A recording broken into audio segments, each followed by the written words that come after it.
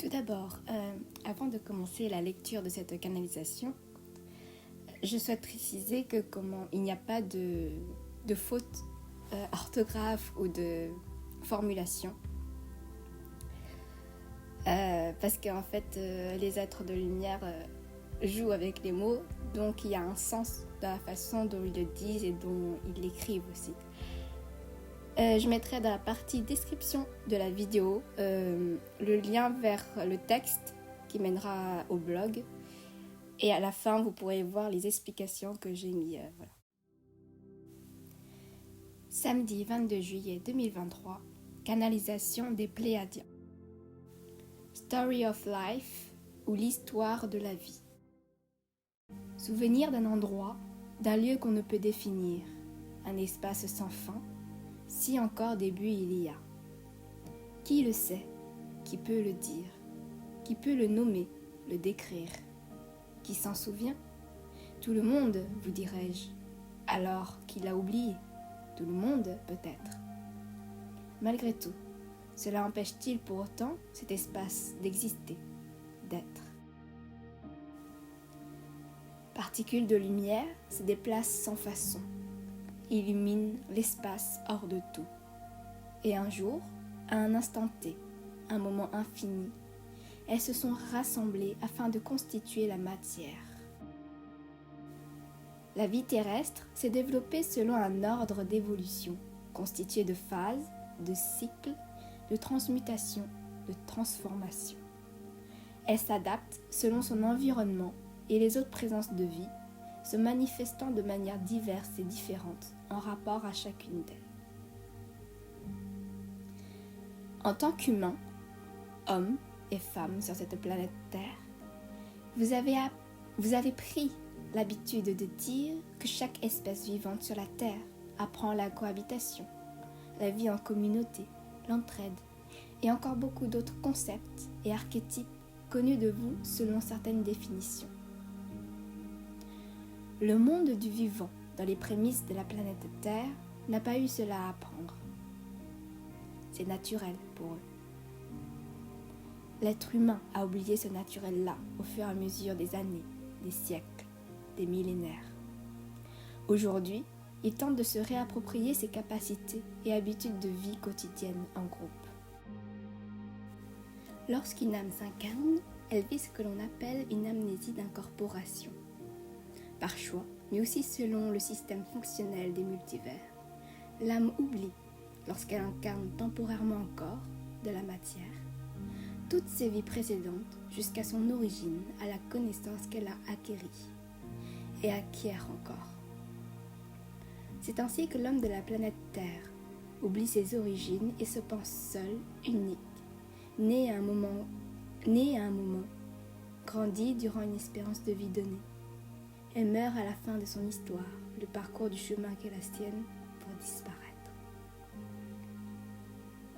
Certains vivent un éveil de conscience et prennent de cette conscience, qui sont plus que cette matière éphémère aux yeux de l'univers, à l'image de leur vie passagère et infime, tel un centième de seconde, un battement de cils.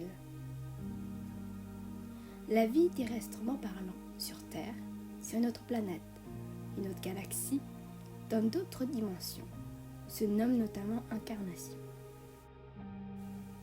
Cependant, la grandeur de vie, la puissance de vie, si nous la résumions, ce serait alors le paragraphe suivant.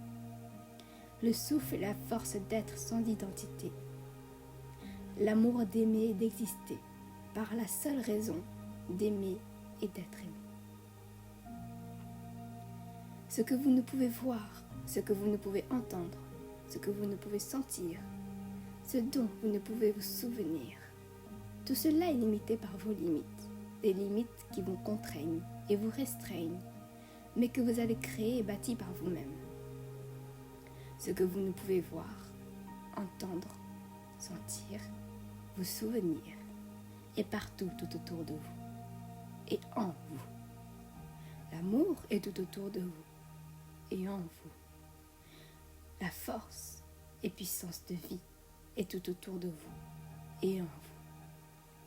Pour ceux qui écoutent, tendent l'oreille, croisent le subtil, voient un signe, Ils le découvrent et ils l'incarnent.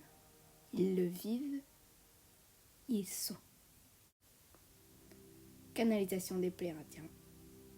Merci, merci, merci.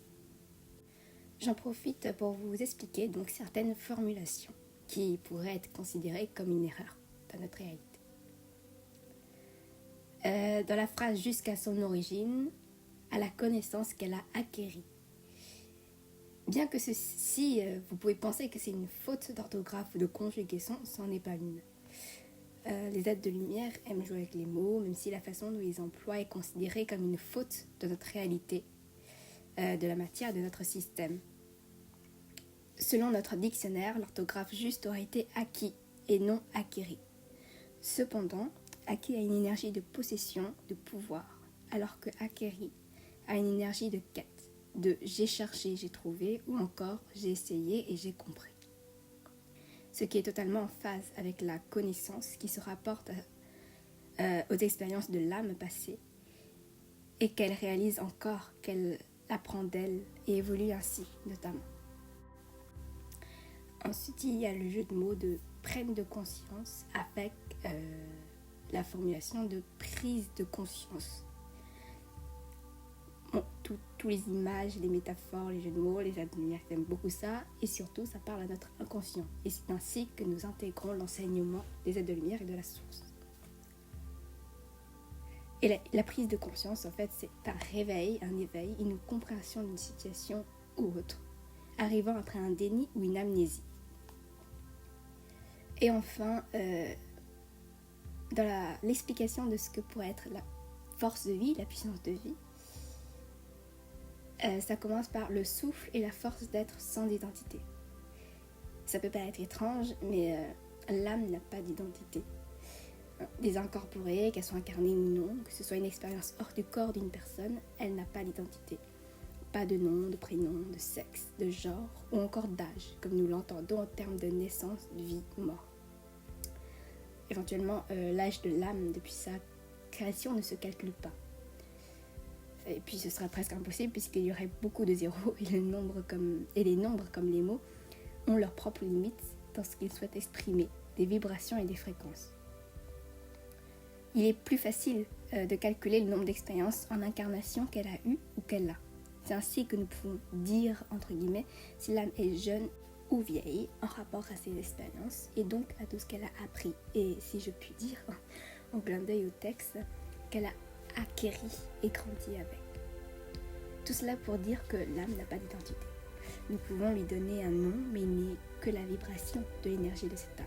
Et l'âme est énergie, information, en tout. Elle est et donc elle n'a pas d'identité. Merci pour votre écoute.